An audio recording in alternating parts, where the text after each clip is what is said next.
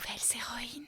Salut toi, je suis Céline Steyer, celle qui murmure à tes oreilles des récits d'aventures insolites, d'engagement féministe et de dépassement de soi, à travers des histoires vraies de femmes qui ont osé faire de leurs rêves une réalité.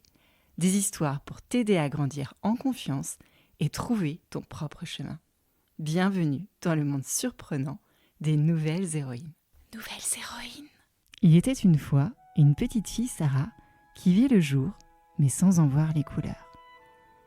Sarah était née avec une maladie qui s'appelait la rétinopathie pigmentaire, une maladie des yeux.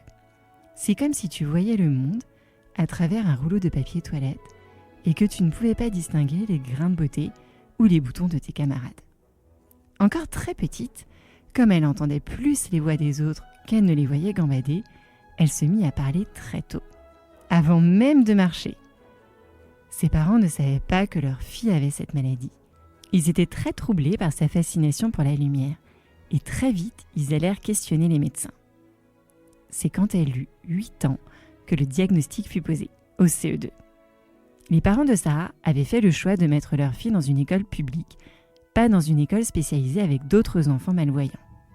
Pour Sarah, l'école c'était une vraie aventure, comme Jumanji, avec pour seul objectif ne pas se perdre ou perdre les autres. Dès la rentrée, elle repérait les lieux qu'elle devait fréquenter. Sa classe pour y retrouver sa maîtresse et ses camarades, les toilettes pour faire pipi, la cour de récréation pour jouer et la cantine pour manger. Pour ne pas se perdre, Sarah appliqua la technique du fil d'Ariane. Stop, minute, maître Capello des histoires de la mythologie grecque ancienne. Qu'est-ce que le fil d'Ariane ? La belle Ariane était la fille du roi de Crète, en Grèce. Oui, pas la copine du club Dorothée.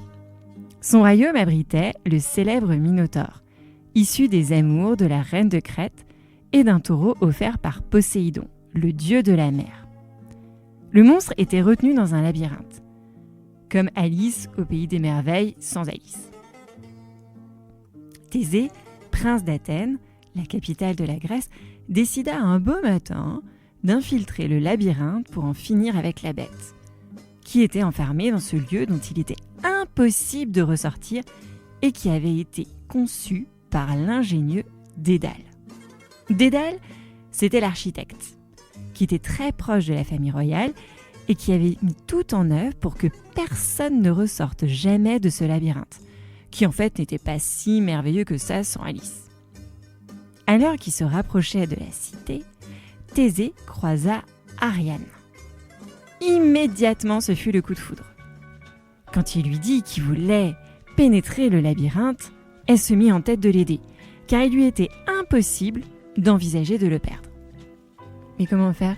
Seul Dédale, le conseiller de son père, pouvait lui venir en aide. Il accepta d'aider Ariane, oui, Dédale. Il lui confia une pelote de fil qu'elle devait remettre à Thésée. Ainsi, il la déroulerait progressivement dès l'entrée dans le labyrinthe, sans jamais en lâcher le bout, et n'aura plus qu'à repartir dans le sens inverse une fois son œuvre accomplie. Bon, allez, on revient à Sarah pour ne pas perdre le fil de son histoire. Sarah avait beau déployer son fil pour retrouver son chemin, quand ses copains jouaient aux cartes Pokémon, Kawabonga, ah non, c'est pas ça, ça c'est les Tortues Ninja, ou au chat perché dans la cour de récréation, Sarah restait seule. C'était trop compliqué pour elle, parce qu'elle ne pouvait pas courir, elle n'arrivait pas à distinguer les autres, et elle se sentait seule. Très seule. Encore plus grande que petite, la maman de Sarah décida de lui apprendre à lire à l'aide de lettres à poser sur un tableau blanc. Sarah pouvait toucher les lettres et apprendre leur forme. Et très vite, elle apprit à lire. Comme Mathilda, l'héroïne du romancier Roald Dahl. Elle adorait se rendre à la bibliothèque, toucher et sentir les pages des romans qu'elle dévorait une fois rentrée chez elle. Jusqu'à 5 livres par semaine. Pour Sarah, lire des livres lui permettait de créer son propre monde. Un monde où elle se sentait ni différente, ni diminuée. Un monde où elle se sentait intelligente.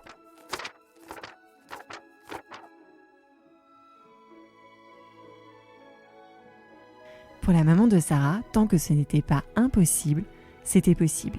Et elle aidait Sarah à grandir comme les autres enfants, faisant fi des recommandations des médecins qui voulaient à tout prix considérer Sarah comme une personne handicapée portant des lunettes noires.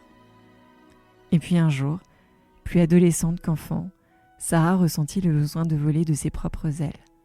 Comme par exemple, aller au cinéma toute seule. Mais aller au cinéma, c'est compliqué, parce qu'il fait sombre, il y a peu ou pas de lumière, il y a des portes battantes, des escaliers. Mais elle voulait vraiment être autonome et agir sans l'aide de ses parents.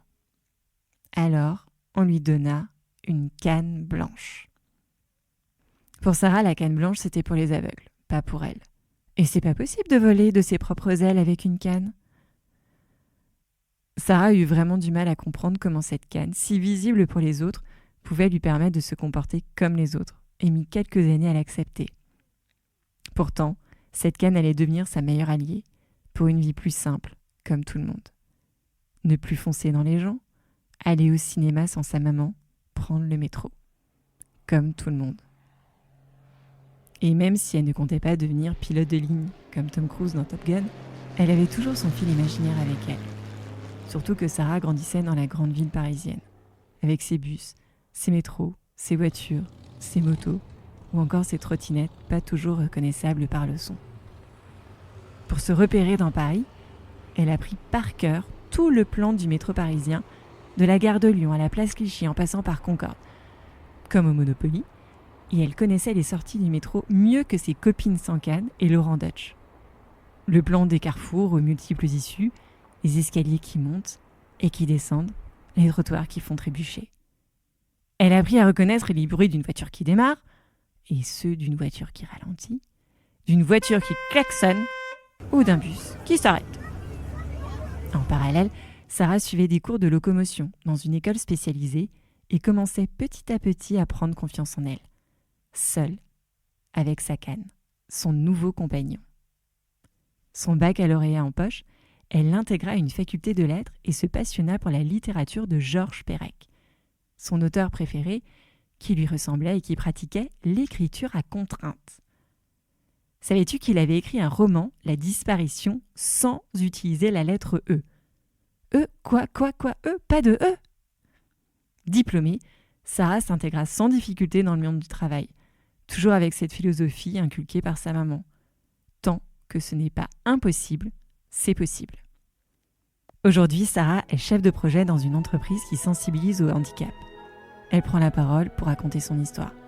Elle sait qu'elle ne pourra jamais conduire en voiture ses enfants à l'école, mais elle a réussi à conduire une voiture accompagnée sur un circuit. Son rêve, devenir maman. Tant que ce n'est pas impossible, c'est possible. Voilà, c'était l'histoire de Sarah, ou plutôt le début de la grande histoire de sa vie. J'espère que ça t'a plu. Psst. Si tu fermes les yeux et te concentres très très fort, je vais te dire ce que Sarah m'a confié pour toi. Ne te censure pas. Ose. Si tes copains jouent à un jeu auquel tu ne peux pas jouer, va les voir et propose-leur un nouveau jeu. Celui d'inventer le jeu auquel tu pourras jouer. Tant que ce n'est pas impossible, c'est possible. À toi qui viens d'écouter cette histoire, si dans ta classe ou la cour de récréation, un de tes camarades est tout seul, va à sa rencontre, souris-lui et demande-lui s'il veut jouer avec toi. Nouvelles héroïnes.